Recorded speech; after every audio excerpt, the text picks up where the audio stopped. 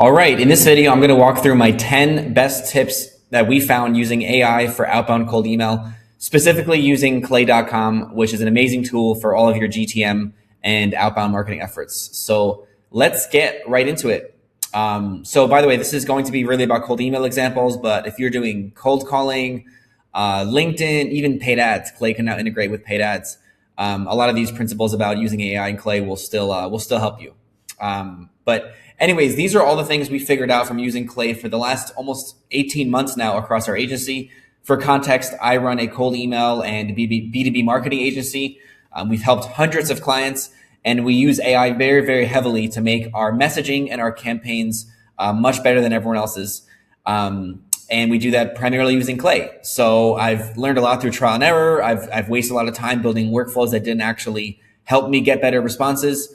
And through all that, I'm going to just be sharing with you the 10 most important things I've learned about, again, using AI to make your cold email campaigns work better, stand out more, and just get you more responses and more booked calls. So just for context, like really, ultimately, like the way that AI works with cold email and outbound is it's just a scenario of inputs going to outputs, right? So ultimately, you could send out a regular cold email and send a generic message to a lot of people, which can kind of work, and it can work better in some spaces than others. But if you want to take your messaging to the next level, you basically can reference something about the company. So you can find a piece of data, so an input, and then you can basically use that into your output meaning the cold email, right? So instead of just sending a generic message, you can research something about the company and adjust your email and personalize it to that person you're reaching out to. That's just really the basis of personalization. Ultimately, this makes your message stand out because the prospect feels like you researched them, you researched their business, and they feel like you put time into it and you actually identified a way that you can help them versus, most cold emails, they just feel like very random and not actually like targeted at the person, right? So ultimately, the goal of personalization is to turn company and person data into relevant messaging that feels extremely tailored or is very tailored to the person you're reaching out to. So I'm going to cover some examples of this, but if you haven't actually personalized cold emails before, then that's just really the basis of it, right? I mean, at the end of the day, like so I've been doing outbound for a while, many, many years. And, a couple of years ago, maybe like 3-4 years ago before AI was a thing, there was really just two ways of doing outbound, right? On one hand, you can go like quality over quantity to the extreme. And maybe you would have a team of salespeople that would just be sending out like 20 emails a day each to prospects. And they would take 30 minutes to research each prospect and find something interesting to say in the email, right? And this would have a high response rate because, again, you're taking the time to personalize the message. People appreciate that, right? The problem is you can't scale that, right? Unless you just want to have a huge army of salespeople, right? So on the other hand, people started automating cold email where they would just take one email sequence and upload it to a tool like Apollo or Instantly, and they would put 20,000 leads in there, and people still do this, right? And then just send the same message to all 20,000. So then you get the scale, but you don't get the personalization, and you're sending a message to a lot of people that are all very different people with very different problems, right? So that's like the two ways people have been doing outbound, but now there's a third way. Now, because of AI and how tools like Clay have made it easier for non-technical people, now you can basically have the personalized outreach at scale because AI is doing what a manual outreach person or an SDR would do, right? They're doing that research and the message writing for you. So that's just the basis of it. I'm not going to get too much into just personalization theory as a whole. This is really just about tactical tips. But if you're just kind of new to personalization, or if you'd like to actually see how to build this in Clay, I'm linking a video right here and in the description. So I did another video just the other day that actually walks through personalization as a concept a little bit more. And I actually share my screen. I go into Clay and I build out like 3 workflows in real time. So if you want to actually see how to build this in Clay, definitely check out that video. I just linked it and it's also in the description below. In fact, I would recommend if you're kind of new to Clay or how this actually comes together, I would recommend watching that video first. So like pause this, go watch that video in the description, and then come back and watch this video because this video is kind of more of like 10 different tips, but it's important to understand at least the basics of how this stuff works first. Anyways, moving on with the 10 tips. So here's 5 examples of how an input would turn into a better output, right? So let's say that I'm selling outbound marketing and sales services, right? And I'm targeting companies that have SDRs and they have sales teams, and we're offering them more leads, right? Well, if the input is a LinkedIn post, if I can have Clay reference the LinkedIn post of a prospect I'm reaching out to, Then I might change my email from a generic one to saying something like, "Hey, I saw that you posted about you're trying to, improve your SDR's ramp time. It seems like scaling outbound is top of mind." So that could be the first line, and then I could get into my offer around how we help with scaling outbound, right? So see how that's better than just a regular message that's just saying, "Hey, we can help you scale outbound," because now I'm actually finding something about the person, finding a problem they posted about, and writing better messaging, right? Next would be hiring signals. So I could also use AI and Clay to research that company's job postings. I can see what roles they're hiring for, and that indicates to me their priorities. And then I can say, "Hey, I noticed you're hiring SDRs focused on outbound prospecting." Or even better, like we actually built a really, really cool workflow. It's also on my channel. It's probably about a year back. But it was like a really complex multi-step workflow where we actually analyzed all the job postings for this company. This was for a recruiter we were helping, or like a recruiting consulting company. We analyzed all the jobs they were posting. And then we mentioned the specifics. Like we mentioned like, "Hey, I saw that you're hiring 12 HVAC technicians in Kentucky and Maryland." So our messaging was actually referencing specific things. We even put the link to the job posting platform in the email, right? So that was really cool because, in that case, we were saying, "Hey, you haven't filled these roles. Would you like our company's help filling these roles?" Right? So see how we're using AI to not only find better leads to reach out to, but have something better to say than just a generic templated email. Another example is website context, right? So this is something we use for a lot of our clients, but you can just have AI research the prospect's website and their products and who they sell to. And you can say, "Hey, it looks like you focus heavily on mid-market fintech companies. Let's say I'm selling a marketing service, like I'm an agency, right? I mean, in my case, I am. But let's say you are selling a marketing service. This is pretty relevant because you can say, "Hey, you focus on this niche market. We've actually helped a client in that space. Would you like to chat about what we did for them?" Right? Another one is role insight. So you could also just have AI summarize what the role does. So if you're reaching out to like a CMO versus a marketing director, they're both marketing titles, but they have different priorities. So, you can write a message that still speaks to both of them, but you can write a better message if you change the message for the CMO versus the message for the marketing director, right? Because marketing director have different metrics and different priorities than a CMO, right? They care about different things, right? So a really cool thing that you can do is you can have AI analyze the prospect's role, and every email you send out is slightly tailored based on what that person's job title is and what they care about, right? That's really powerful. We do this one a lot. Another one is tech stack, right? So you can use tools like BuildWith, which are inside of Clay, to see what technology they use. This is a really good one. I mean, especially if you're selling technology or SaaS, it's a great way just to see like you could talk about companies that you integrate with. You can refer to companies that are competitors of yours and say how you're better, right? So a lot you can do there. So here's one important thing is there's really two things. So when you hear about people using AI in their cold email and in their outbound campaigns, there's really just two things they're having it do. Like there's two main things, right? They all stem to the same place, which is research and then acting on the research. Acting on the research meaning like writing the email or summarizing things or scoring leads, right? Most of the time it's going to be actually writing the email or writing like a phrase for an email, right? Now it's important. So one of the best tips I can give you here is that these should ideally be two different tasks, because if I have a list of businesses that I want to reach out to, and if I want to research something about those businesses, like let's say that I want to analyze the something about their website and I want to learn about who their target customer is, right? Well, if I have one AI column in Clay and I say, "Hey, go research this company, find out this, this, and this, and this, and then go write an email about this, or write me the first line of an email, and I want the email to look like this," you're kind of asking AI to do too much. So one of the things that I've found, and one of the mistakes I made in the past, is asking AI to do too much in one prompt, right? So, and this goes for like even just your regular everyday AI use, right? You want to split up the job of AI into singular functions. The more focused AI can be on a small task, the less likely it is to hallucinate or mess up, right? So make AI, if you want AI to research something about a company, do that in one column and only have it research. And then you can have it output like a big summary for you. And then there could be a second column where when you want to actually write the email or you want to write the personalized line, that second column shouldn't do any research. It should just reference that paragraph of the output from the first column, right? Meaning you're only asking AI to research or you're only asking AI to write, because those are two different things. Like either it's going to go onto the web and research things, or it's just going to generate text. And it's a lot easier if it only has to do one of those, right? By the way, again, if you want to see, like, if it's easier to understand how these things looked when you build these workflows out, go to that video in the description, because I actually show you in that other video how I build this stuff in Clay. But that's one of the best tips I can give you is split up the prompts.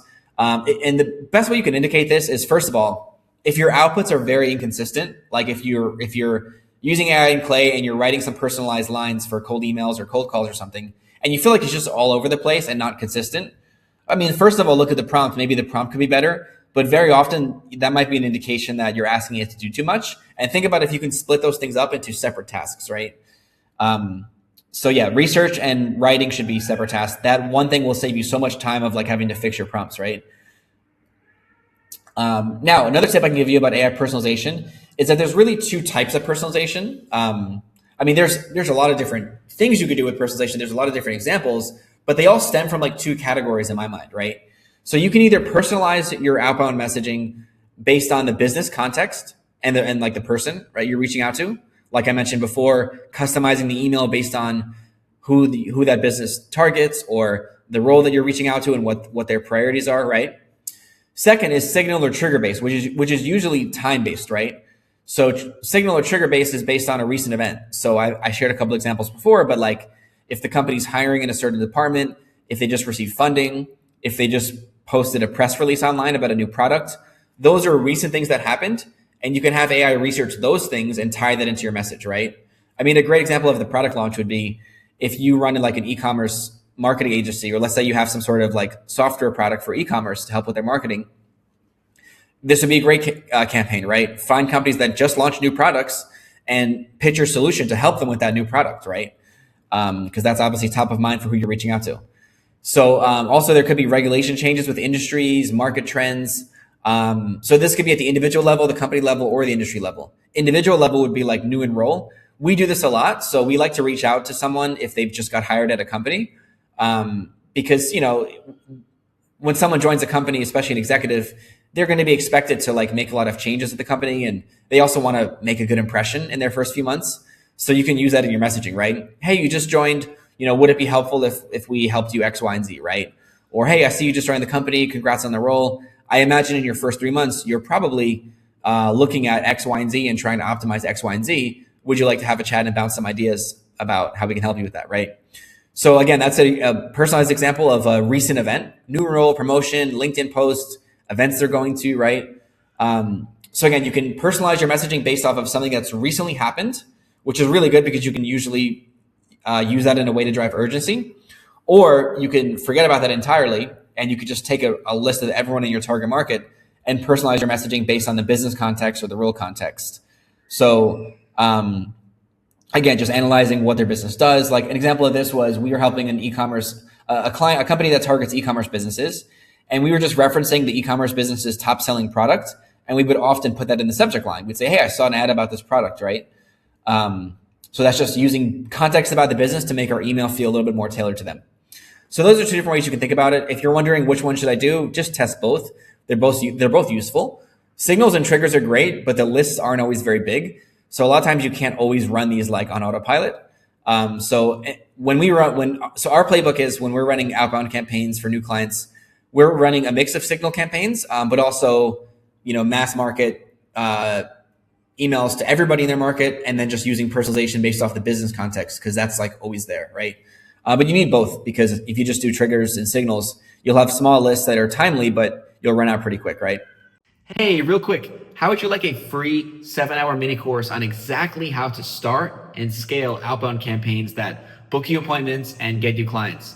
If that sounds good, then click the link in the description and download it real quick. This is free, my gift to you as a subscriber. And definitely download this unless you hate leads and you don't want to grow your business. If that's the case, then don't do it.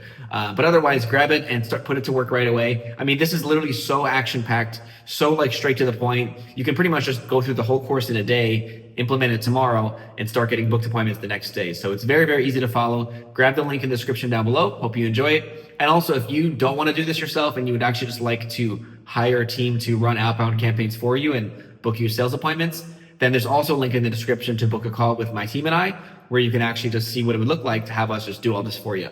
Anyways, thanks for watching, and let's get back to the video. Now, there's a couple different ways you can actually find this information about a company. So, you don't want to just send AI on a wild goose chase. You want to ideally give it the right source to do its research, right? So one is like internal stuff about the company, right? Like their website, their product pages, their case studies, their job descriptions, the person's LinkedIn profile, and then external signals, right? Like there's other tools that you can connect Clay to that can find out things about the company, like hiring activity, right? Like Indeed, funding announcements. So Clay connects to Crunchbase. It can tell you about the funding, tech stack that's built with SEO traffic, ads data, company news. So Clay can integrate with SEMrush. If you were selling like SEO services, you can integrate with SEMrush. You could find out information about the company's web traffic, and you can actually put in details about their web traffic in your email, right? You can even put in like if their traffic is declining or increasing, and tie that into why you should help them, right?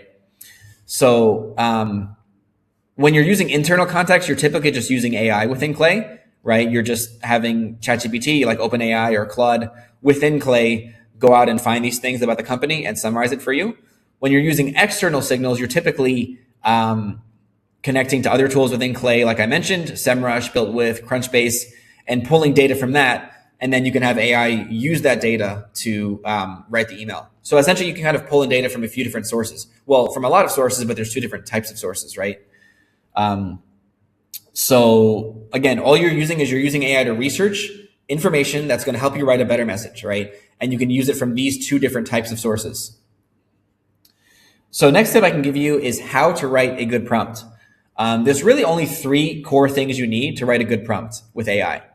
Number one is define what you want. You want to clearly define what you want. And this is the same thing with an employee, right? Like if you want to delegate a task to an employee, like it's just like AI, right? You have to describe specifically what you want and what that task should look like when it's done. Then you want to describe how to get it. You don't always have to do this. If the task is really simple, you could just go with what you want. But when you give a little bit of instruction to how to get it, it helps the AI be a little bit more focused and do it the way that you would do it. So think about this. Like to think about if you were going to research a prospect and you wanted to find out something specific about a prospect, how would you research that? What websites would you look at? Where would you start first? What would you prioritize, right? That's what you should feed into your AI prompt, because then it'll do it the way that you would do it if you were doing it yourself, right? And then three is supporting context. So, these are like things like external links, right? Like go to the company's website. Here's the company's LinkedIn page. Here's the prospect's job title. Or this is where you could put in external data from other tools you can connect to within Clay, right? If you want to pull in other research from external tools. So that's really it. You just tell AI, hey, here's what I want. Here's how I recommend you go get it. And here's a couple of pieces of information and links that will help you do this research, right? Really, really simple. That's it. So if you've seen these really long, extremely complicated prompts, they're usually over-engineered. You don't need to have very super long prompts. Sometimes you might, but usually if it starts getting too long, that's often when you should be making a separate prompt, right? And splitting it up. But that's really the three steps. In terms of number two, how to get it, you can give it very specific information, but you don't always need to. It can just be high level steps. I don't think it's really a wrong way to do this, but sometimes I find that if you try to tell AI too much specifics on how to get this, you might be constraining it too much, where it might actually work better if it has a little bit more freedom. Because we have to remember that, right now in 2026, AI has gotten a lot smarter, right?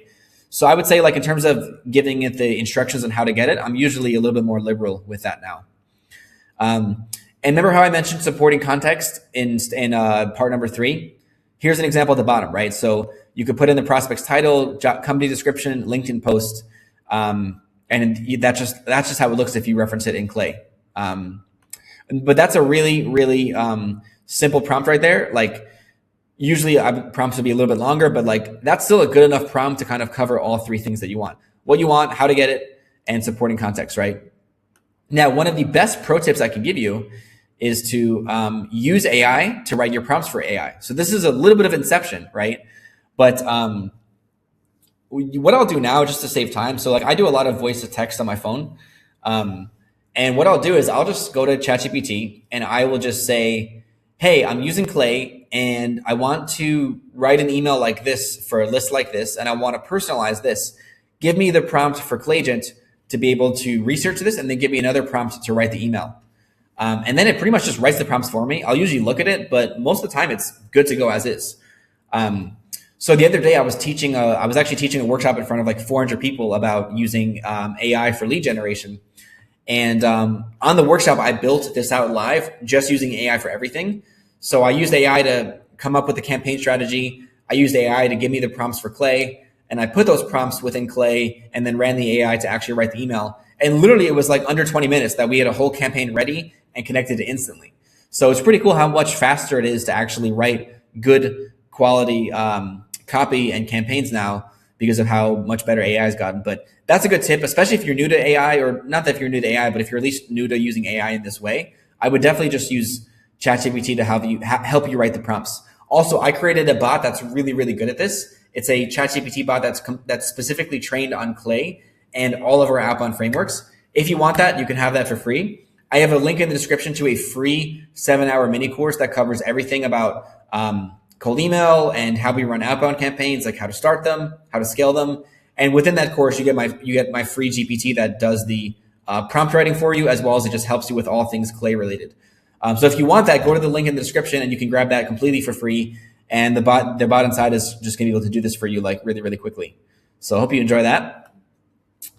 Now here's a list of 5 high performing angles. So there are like limitless possibilities around what you can do with Clay and AI to personalize your outbound campaigns and just like really, really stand out when you're, writing your messaging.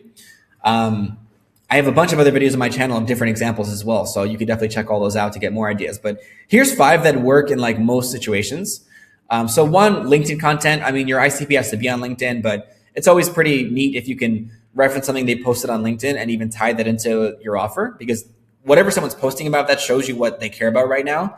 And the best marketing messaging is the one that speaks to something that's currently on the prospect's mind.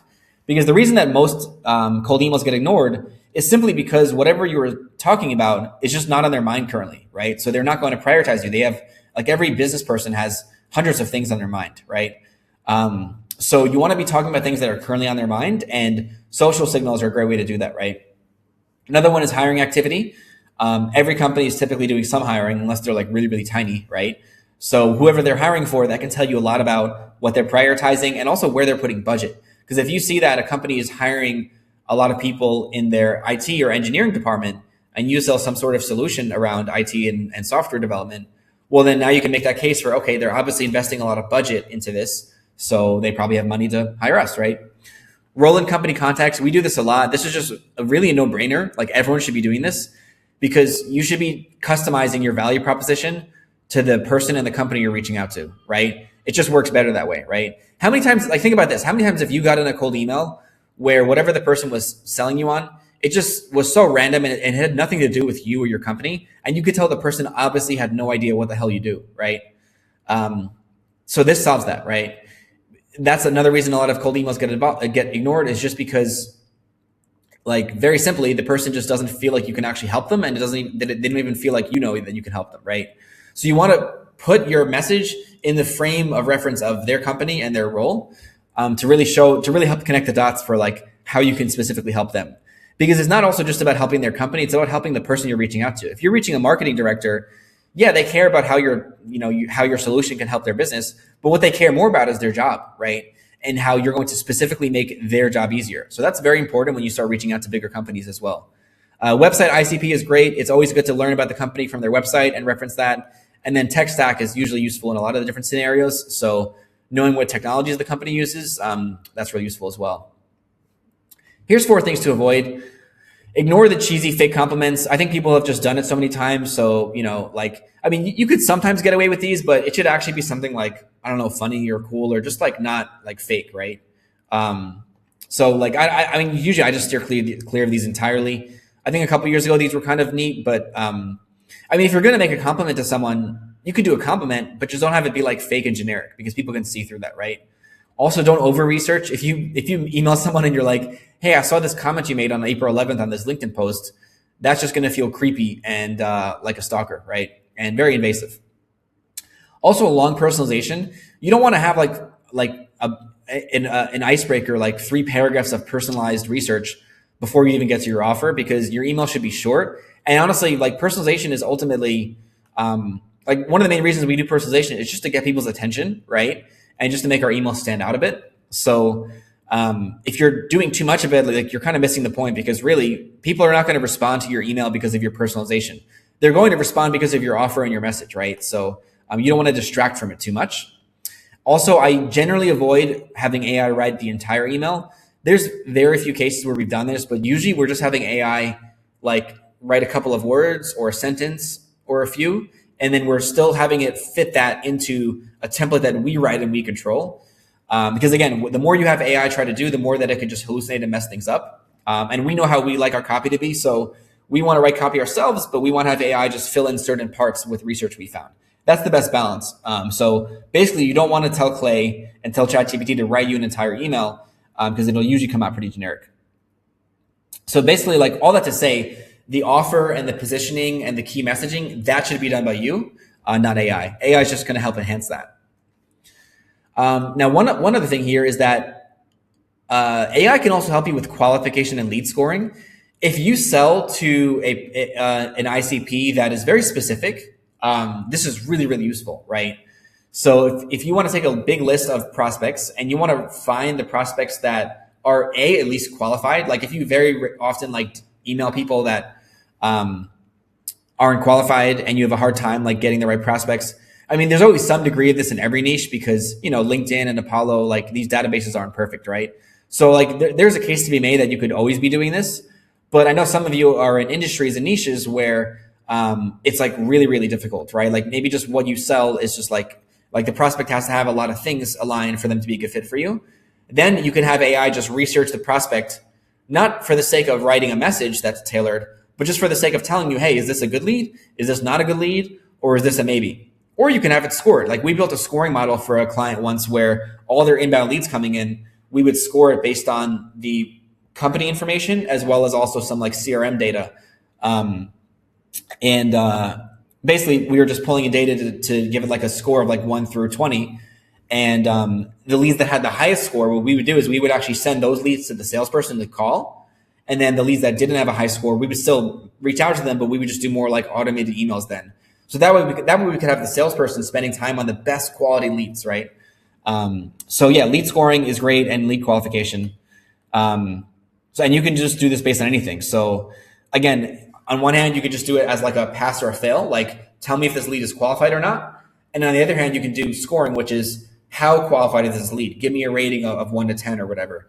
And that can be really useful too. And then also you can segment leads based on this, right? So we've built some clay tables where we have a bunch of leads and we have a few different campaigns based on like different messaging in different industries.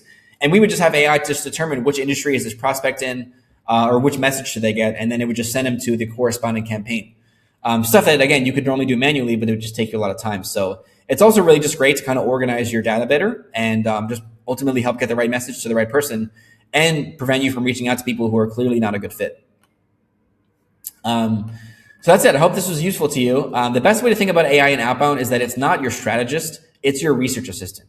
It helps find data, research people and companies, extract insights, and use this to tailor your messaging. But the strategy should still come from you. This is just a tool to help you write much better messaging, find better leads, qualify those leads further, right? So again, all it's going to do is it's going to understand the prospect. It's going to generate an insight based on that. And it's going to make your messaging more relevant. But you still have to be the architect of all of this, right?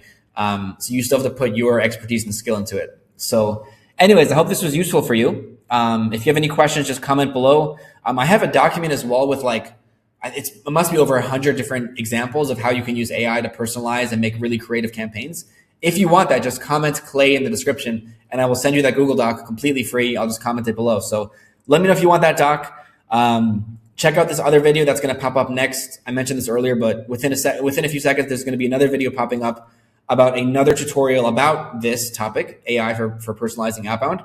But in this other video, I'm going to actually show you how to build this in Clay so you can actually get started. So definitely watch that video. Comment below if you want the resource. And don't forget to grab that free course in the description if you would like to dive deeper on all this. All right. Thanks a lot for watching. Hey, I'm AJ Cassata, co-founder of Revenue Boost.